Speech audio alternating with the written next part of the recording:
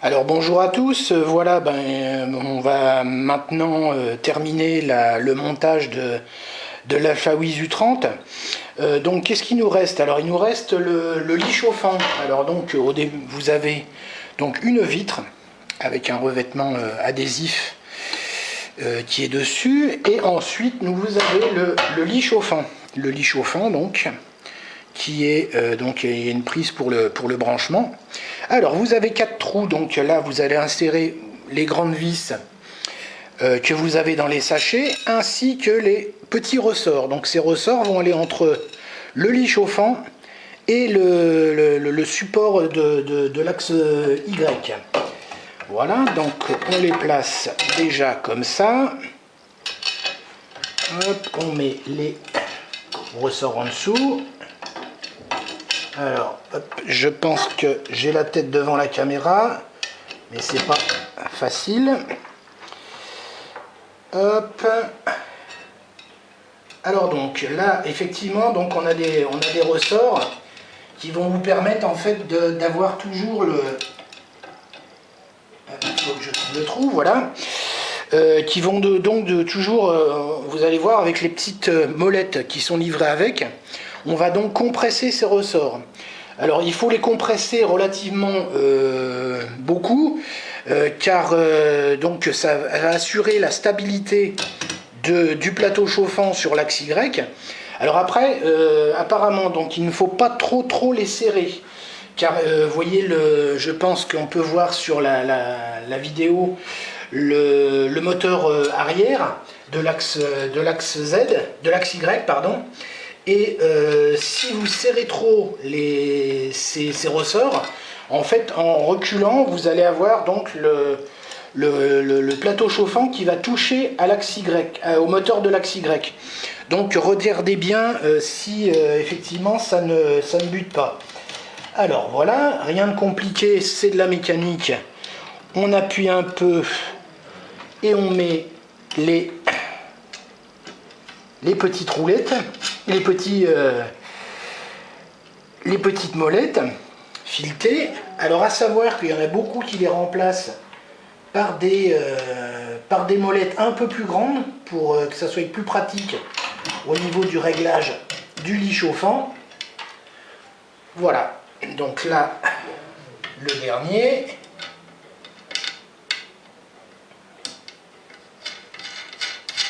Voilà, alors moi, donc, ce que je fais régulièrement quand je règle un plateau chauffant, la première chose, ça va être de regarder la dimension entre le plateau chauffant et le support.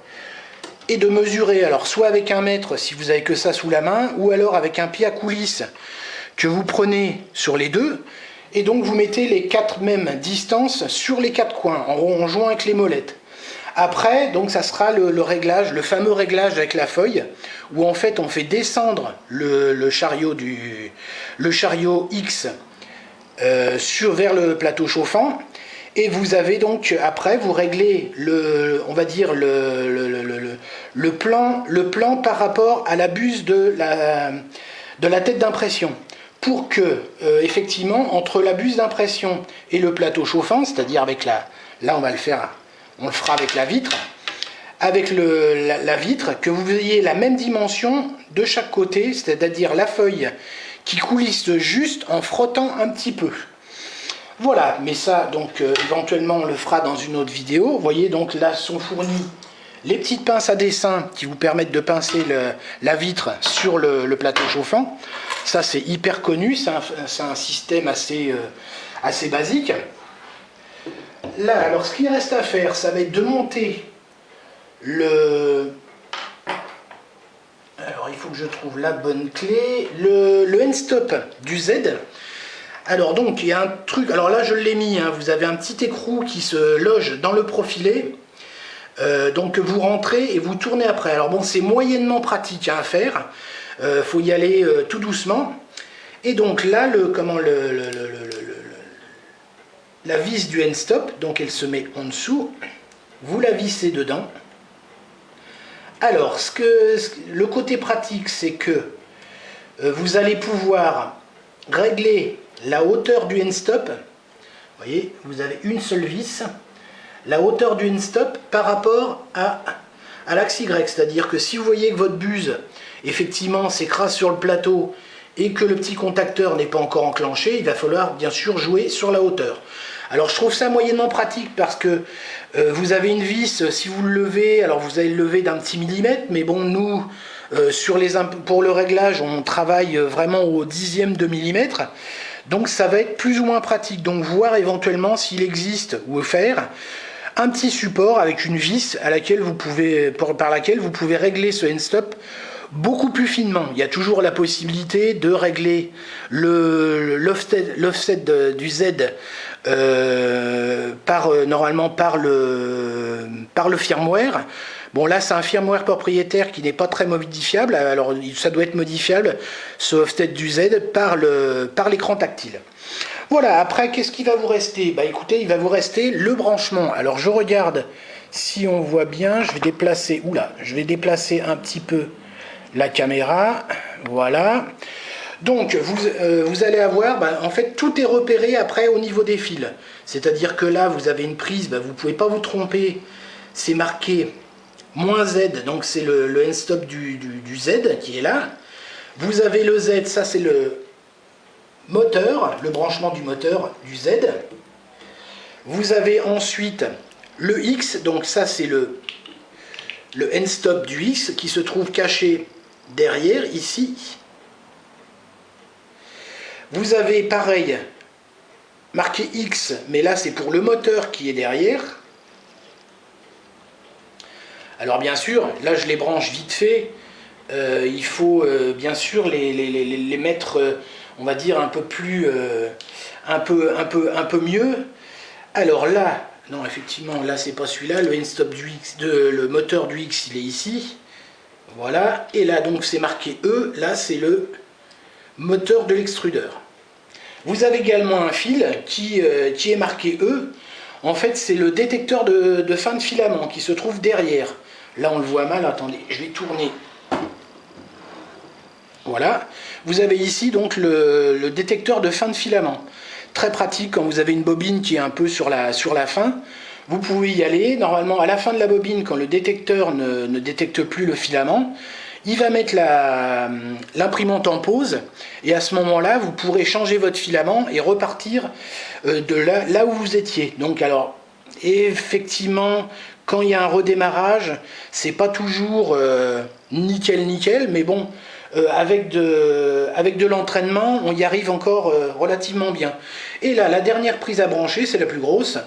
Vous avez donc, alors là, hop, c'est dans ce sens-là, je crois. Vous avez donc la prise du lit chauffant.